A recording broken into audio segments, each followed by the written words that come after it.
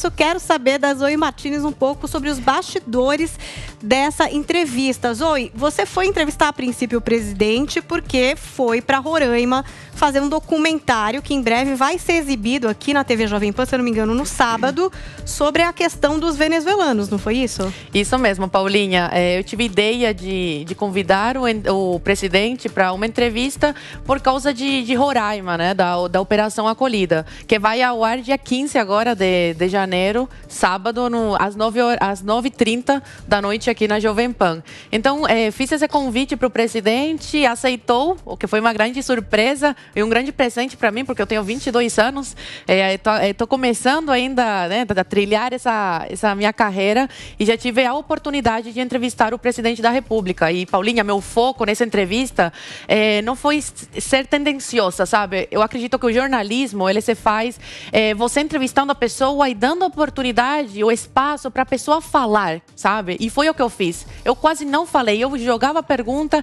e deixava o entrevistado falar. Eu senti o presidente bem tranquilo em relação a dever cumprido.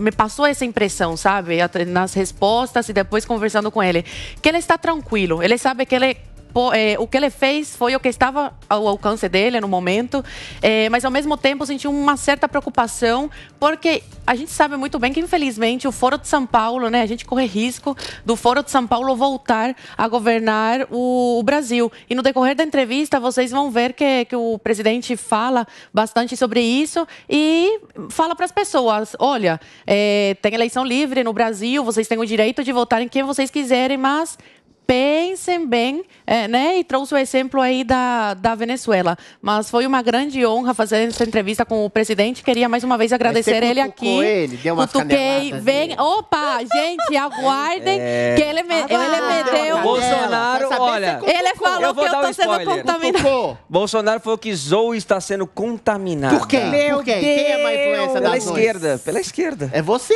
Aguardem que já a gente mostra aqui. Amizade com a Paulinha. Eu não. Será? Bolsonaro falou que Paula Carvalho é má influência para Zoe Martins.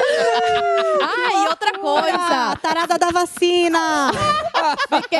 Fiquei super feliz que o presidente, eu perguntei, o senhor lembra de mim? Porque eu já fiz live com ele, falando sobre Cuba e também, quando era assessora, né, da Bia, acompanhava ela nos eventos no Palácio e tudo mais. Ela falou, claro que eu lembro. Falou pra ele que mais bonito que eu. E, aliás, falou que meu sotaque melhorou.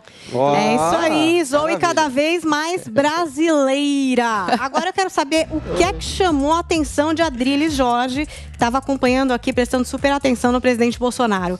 Olha, eu destacaria 2 pontos. Primeiro, a ameaça que ele fala de maneira muito clara de uma onda vermelha, não só no Brasil, como na América Latina, de ditadores que estão tomando o poder, de ditadores. Eu chamo o Alberto Fernandes praticamente um ditador que monopolizou empresas estatais, desprivatizou, estabeleceu o princípio do isolamento social, não só na Argentina, como no Brasil. O presidente alerta para isso, como se fosse uma espécie de presente para uma esquerda que já é, por natureza, autoritária, né? E usa da pandemia para cercear liberdades civis, liberdade de expressão, liberdade de escolha, liberdade de trabalho, coisa que o presidente fez em seu discurso de maneira muito incisiva. Talvez tenha sido o único líder mundial de falar de maneira ostensiva sobre a possibilidade de libertação da cidadania pela possibilidade de trabalho, em conjunto com o combate à pandemia. Assim, o segundo destaque que eu daria foi dessa metáfora ruim que o presidente faz, mas eu entendo por que ele faz essa metáfora ruim, de um casamento com o Centrão. Primeiro, você casa com quem você ama.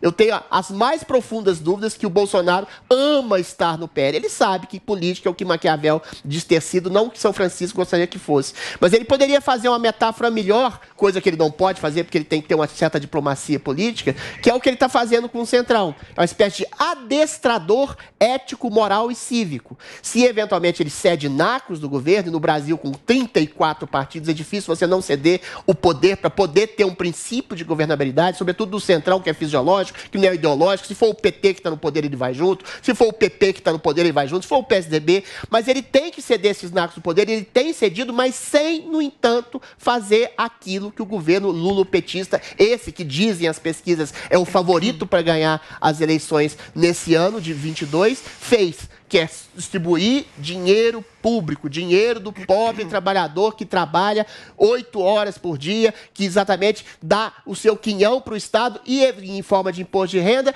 e eventualmente esse dinheiro vai para quem?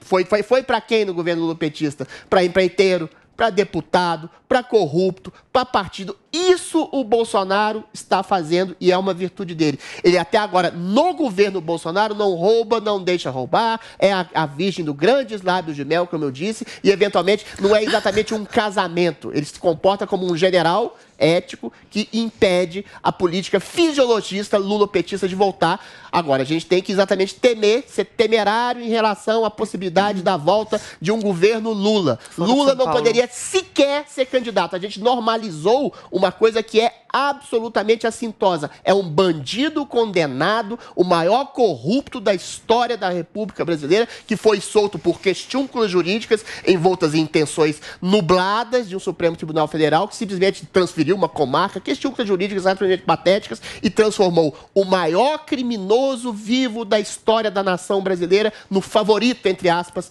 das pesquisas brasileiras, coisas que é muito estranha, que o homem vai à rua, não recebe, só recebe apupo, vaia e ostracismo, e o Bolsonaro, que dizem que está derretendo a popularidade, só recebe grandes manifestações de apoio e carinho. Então, eu acho que esse alerta que o presidente faz em cima da possibilidade da volta de um tipo de política, de um estabelecimento corrupto do país, seria o meu destaque principal nessa entrevista.